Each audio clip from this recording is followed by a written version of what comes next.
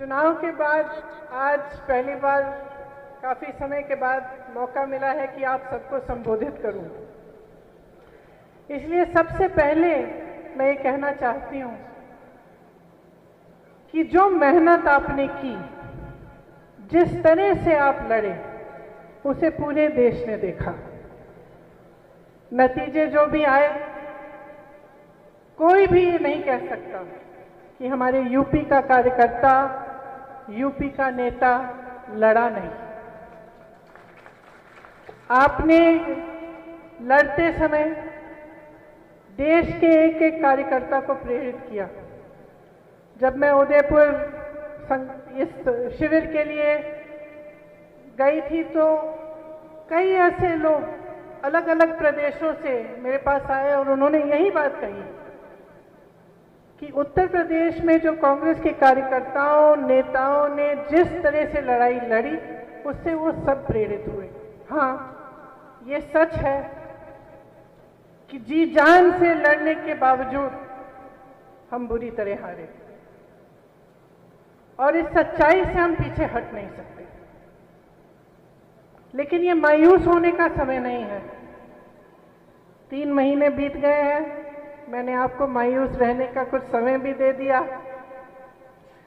हमारे एआईसीसी के सचिव 9 महीनों से घर नहीं गए थे, वो भी घर गए।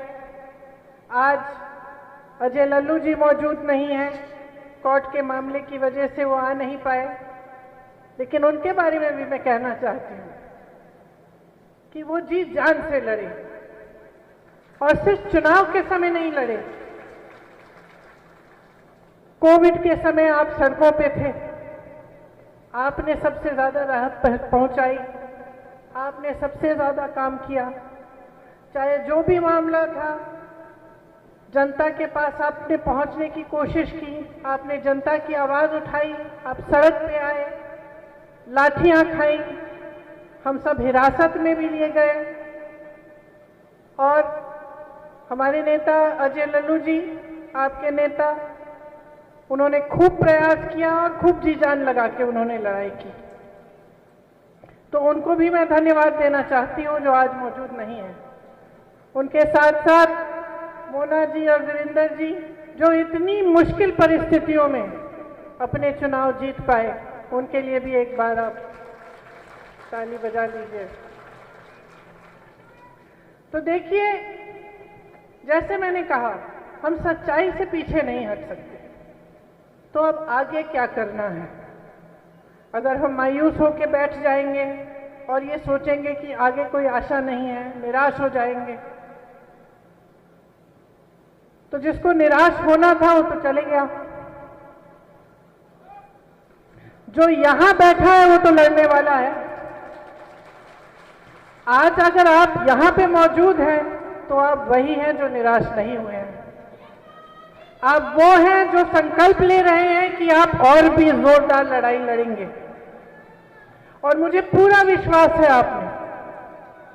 आप हिले नहीं, आप छोड़ के नहीं गए। कितनी भी मुश्किल परिस्थितियां थी, आप अपनी पार्टी के साथ, उसकी विचारधारा के साथ खड़े रहे, और यही आपकी सबसे बड़ी उपलब्धि है। तो क्या हुआ? हमने सही मुद्दे उठाए, कुछ नए प्रस्ताव भी रखे पब्लिक के सामने। कुछ मेरी बहनें यहाँ पे बैठी हुई हैं जिन्होंने पहली बार चुनाव लड़ा। हमने युवाओं की बात की, बेरोजगारी की बात की, लेकिन कहीं ना कहीं जो भी हमने किया वो काफी नहीं था। तो हमें सीखना पड़ेगा और हमें ये समझना पड़ेगा कि हमें बहुत ज्यादा गहराई से काम करना है। हमने जितना भी किया वो काफी नहीं था, क्योंकि वो उसमें जो गहराई, जिस गहराई की जरूरत है, शायद वो गहराई नहीं है अभी तक। हमने बहुत बदलाव करने की कोशिश की संगठन में। उदयपुर के शिविर में कई ऐसे प्रस्ताव हैं जो यहाँ पर पहले से लागू हुए हैं। यहाँ उत्तर प्रदेश में पूरा जो संगठन है, जो न्याय पंचायत तक बना है, उसमें 70% 50 साल की उम्र से कम के लोग नियुक्त हैं। तो वो पहले से उत्तर प्रदेश के संगठन में हमने करने की कोशिश की। इसी तरह से हमारे यहाँ उत्तर प्रदेश में ऐसे कोई लोग नहीं हैं जिनके 2-2 पोस्ट हों। तो ये बदलाव हम लाए, लेकिन हम जनता से नहीं जुड़ पा रहे हैं और यही हम चूक रहे हैं। जनता से जो संवाद है, जनता से जो संपर्क है, ये हम ठीक तरह से बना नहीं पा रहे हैं। मैंने संकल्प शिविर में भी सबको कहा कि मेरा मानना है कि एक समय में कांग्रेस पार्टी के नेता कार्यकर्ता सिर्फ राजनीतिक मुद्दों पर नहीं, लेकिन सामाजिक मुद्दों को लेकर भी जनता के बीच होते थे। जहां पीड़ा होती थी वहां पहुंचते थे। लेकिन इसके अलावा कोई त्योहार होता था, कहीं दुर्दुरिया हो रहा है, कहीं कुछ और हो रहा है गांव में, उसमें भी शामिल होते थे, उसका भी आयोजन करते थे। तो जो आपने अभी तनुज जी ने पढ़ के सुनाया, उसमें एक बहुत अहम बात है। ये जो जुड़ाव है जनता से, जो संपर्क है, जो संवाद है, वो निरंतर होना चाहिए। और निरंतर तभी होगा जब हम इन चीजों में शामिल होना शुरू करेंगे, जब हम घर घर जाएंगे, अपनी बात बताएंगे और दूसरों की बात सुनेंगे भी। मैंने अक्सर कहा है कि हमारे कई कार्यक्रम अपने ही दायरे में रह जाते हैं। हम कहीं पे कोई आयोजन करते हैं किसी कार्यक्रम का, तो कांग्रेस के कार्यकर्ता, कांग्रेस के नेता आते हैं, लेकिन पब्लिक के कितने लोग आते हैं? हम नए नए लोगों को कितनों को जोड़ रहे हैं? तो अब हमारे सामने बहुत स्पष्ट है कि हमें आगे करना क्या है। जितना काम हमने किया, जितनी मेहनत हमने की, उससे दुगनी करनी पड़ेगी, उससे 100 बार ज्यादा हमें काम करना पड़ेगा। मुझे मालूम है कि मैंने खूब दौड़ाया आपको। जिला अध्यक्ष अक्सर मुझे कहते हैं कि दीदी इतने सारे कार्यक्रम हम कैसे करें, लेकिन कोई और राह नहीं है, हमें और भी करना पड़ेगा। गांव गांव तक, घर घर तक पहुंचना पड़ेगा, क्योंकि हम कांग्रेस के कार्यकर्ता हैं, कांग्रेस के नेता, हम ही समझते हैं कि इस देश का क्या हो रहा है।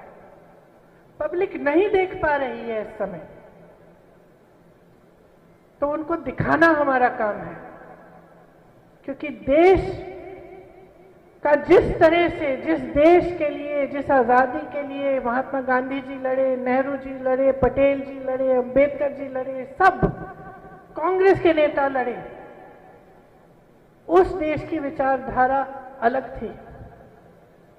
आज भाजपा की विचारधारा अलग है और भाजपा अपनी विचारधारा घर घर में ले जा रही है, हम नहीं ले जा पा रहे हैं।